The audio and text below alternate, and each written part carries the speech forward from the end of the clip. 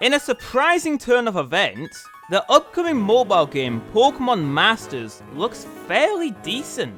Watching the full reveal of the game, I noticed that the Pokémon company were adamant on pushing this game for all Pokémon players, and looks to offer legitimate Pokémon battles on your mobile phone. This made me bring up a really concerning question to myself. Why does this game look more ambitious than Pokémon Sword and Shield? Don't get me wrong, Sword and Shield will most definitely be the better games, but I'm just not feeling that same level of imagination and creativity as I am with Masters. I really want to answer this question for myself, so let's do that exact thing today.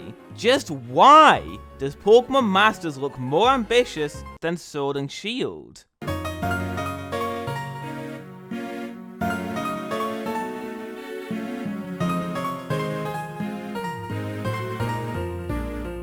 Having iconic characters from the Pokémon franchise all joined together into one game, it's really quite something. It means that any Pokémon fan who has played any of these games will get some sort of kick out of it, which is definitely telling of how fresh of an idea it is. Sword and Shield look like yet another typical set of Pokémon games, and I'm not saying that that's bad, just that for me, it's a lot less interesting than what Masters is doing.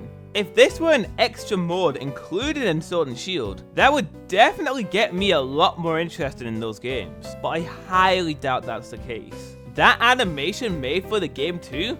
Man, that was cool.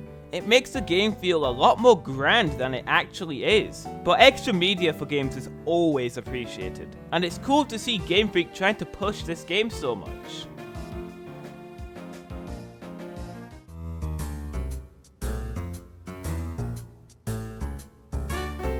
See?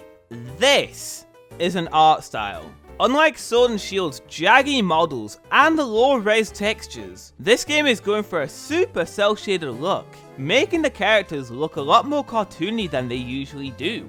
The art style is seemingly making up for the fact that the models aren't the highest quality as possible, which makes sense for them being on a mobile phone. So they use this cel-shaded look to build the graphics around the limitations. This is something Sword and Shield needed to do. The models for the Pokemon are the same as X and Y, and in that sense, also the same as Sword and Shield. The fact that I can compare these two games and they don't look too drastically different graphically is shocking. Just shocking.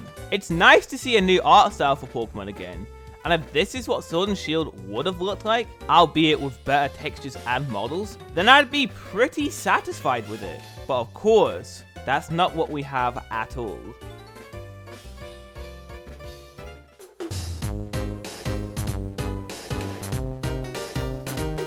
Something that stood out to me straight away were all of the expressive animations for the characters in this game. Each character has their own traits and a whole bunch of animations to go with them. They're flexible and very expressive, making the characters seem more believable and full of charm. Even the animations for the Pokemon are the same as Sword and Shield, which is insane considering this is a mobile game. Not only that, but a free mobile game versus a $60 fully fledged Pokemon game. And I know this game won't be better, but for what you're getting, it's definitely a better incentive than Sword and Shield in my eyes. But we'll see how all of this turns out. To me, it looks like extra effort went into these animations, effort that didn't need to be there, but they did anyway because they thought it'd be neat, and I find that very respectable. I definitely think these animations look far better than what we've seen from Sword and Shield, and I can't fully fathom how illogical that is. I get that both games are being developed by different people, but there's still no excuse. Like, come on, look at Sword and Shield.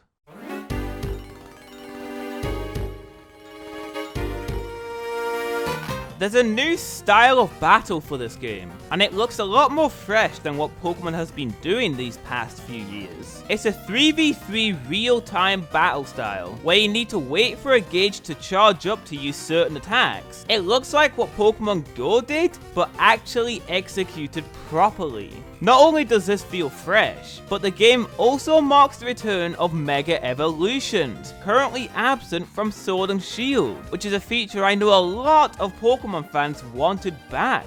They could have easily made this gameplay bare bones, just like Pokemon Go, and people probably still would have eaten it up, but they opted to try something new, and I really dig that. Now, whether this new battle system will be any good, we'll just have to wait and see. But my point is that it feels more ambitious than simply making a Pokemon huge in size with powered up moves. Collecting all of these different trainers from the games is also very enticing, as these are familiar faces to many fans, and actually getting to utilize them in battle? That is pretty neat, and definitely something that makes this game stick out from the rest.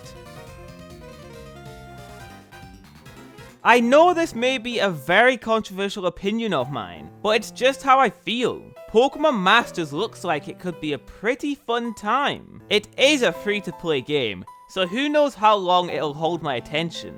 But right now, I definitely have more attention on it than I do Sword and Shield. Those will no doubt be the better games, but I'm more interested in seeing the Pokemon franchise grow, not be stuck at a stalemate. So until Sword and Shield start showing people some real promise, I'm going to carry on looking out for Pokemon Masters.